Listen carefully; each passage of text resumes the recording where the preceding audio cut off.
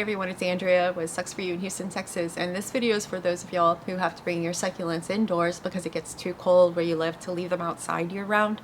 And when we say too cold, we're talking about 50 degrees Fahrenheit, that's 10 degrees Celsius or lower, and pretty much consistently, and especially if you don't have a way to protect your plants from the rain, because cold, wet soil around the roots of any succulent is just asking for trouble.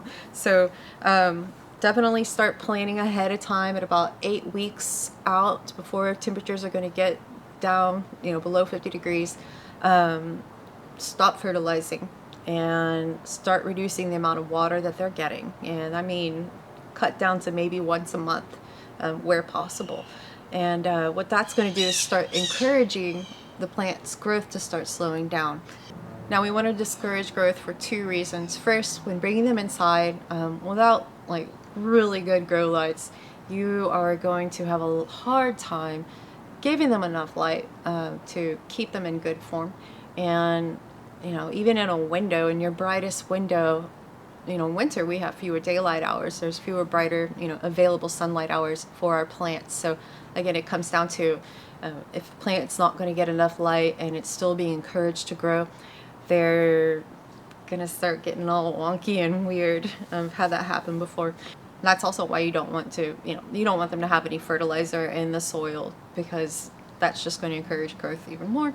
And without enough light, things get really weird. So 8 weeks out, 2 months or so before it gets really cold, start cutting back on water, stop fertilizing. And then about 6 weeks out, you're going to want to start making sure they're pest free, cut back on the water a little bit more if you think you can. And then about 4 weeks out, you're going to let your soil dry out completely and do another pest check and begin moving them indoors so they have time to adjust to the new lighting situation.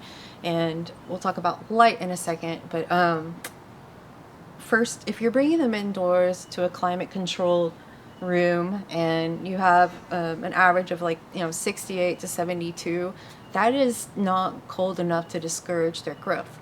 And it's too warm for them to become fully dormant, so good light at that point is really, really important, because they're still going to be wanting to grow. Low water, we've already started cutting back on watering, so that's going to kind of balance it out and encourage them to slow down a little bit. But if you're able to store them somewhere inside, like a garage or a basement or a room that doesn't have central heating, cooler temps is going to slow the growth. They're still going to want a few hours of bright light, but they're not going to need as much light as they would in a warmer room.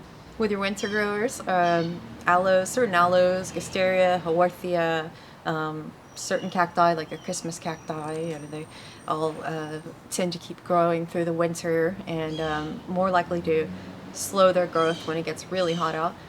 With those, you can water them a little bit more frequently, but they still don't need that much water. On average, depending on the pot and your potting mix, once a month, maybe once every 3 weeks. If you do have them under grow lights, that's going to help the soil dry. So it's safe to continue watering them and not necessarily encouraging their growth, but just keeping it going. Now all of the non-winter growers really need to be given as little water as possible. Maybe a small sip every 6 weeks or so, but just enough to moisten the roots so they don't dry up. And most of the desert and arid climate natives won't need any water until they go back outside. Also, making sure the soil is dry before you bring them inside really reduces the chance of fungal gnats and discourages other critters like little millipedes. And if you're really worried about bugs, you can put your pots down in a clear bin. Leave them inside in a clear bin for a while and just keep an eye out for any little bugs that might be running around in there, and then just let them go. And after a while, you shouldn't see anymore. I think most of us struggle with providing enough light to our plants indoors, even with grow lights, because sometimes grow lights are only this big and sometimes we have this many plants. Do your best, work with what you have, whatever windows you have. Any light is better than no light, even if it's a north facing window. For the spots in your house where you don't really get great light but you still get some, I would go ahead and put the plants as close to the window as possible, getting it as much light as it can, but I would use that space for the plants that you're really trying to encourage dormancy in. And again, if you can close the heating vent in that room or something, that's going to help a lot. Sometimes windows get too cold, if the leaf is touching a cold window and it's 30 degrees outside, it can cause frostburn on the plant. So do a little touch test and when it gets really cold to see if you think you need to move them back a little bit more. Save the brighter spots in your home for the plants that need more light to stay compact, your escheverias. The rosettes tend to just go really quickly in the absence of enough light.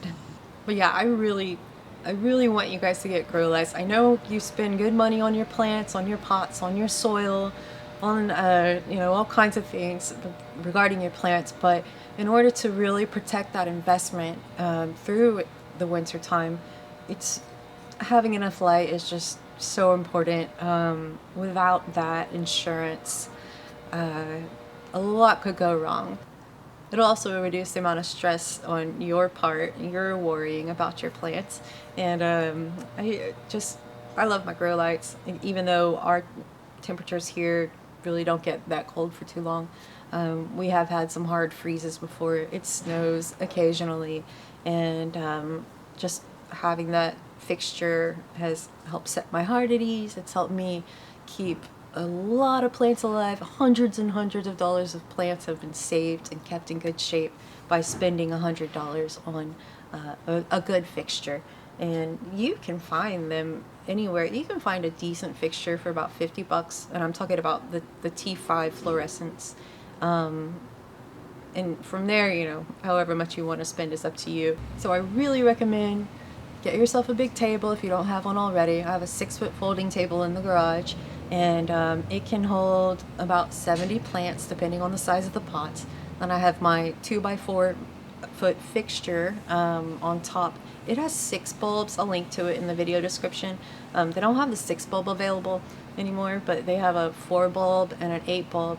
And to be honest, in the summertime, because it's warm out, it has 2 switches, so you can turn on 2 bulbs, 4 bulbs, or all the bulbs. And in the summertime, I tend to only keep the 2 bulbs on.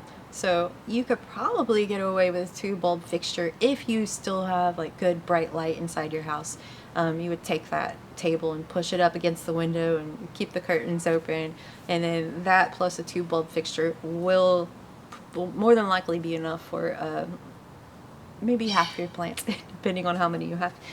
I know you've seen people post about the red and blue little clip-on grow lights, and those really aren't going to do it for your succulents. I really encourage you to get a full spectrum, whether it's LED or fluorescent fixture, because it's much more pleasant to be around. And when I say that, I mean that having a pink room, it kind of makes everything like a monotone color, and your succulents look like this weird red, and it's not pleasant.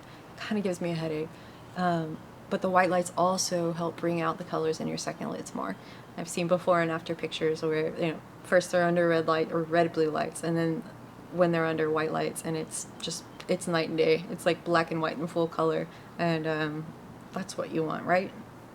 So since you're probably not going to be buying that many new plants over the wintertime, take some of that money and put it in a grow light setup, and you can justify it by knowing you're ensuring that they're going to get enough light year round. You're protecting your investment, and my 2x4 was maybe $120, and then I had another 40 for the table, and it's just no regrets at all. It saved me hundreds of dollars. It's paid for itself I don't know how many times over, and then of course that means I get to enjoy that bright light year round too. When it's cold and gray outside, I just go and hang out by my grow lights, and it really does cheer me up.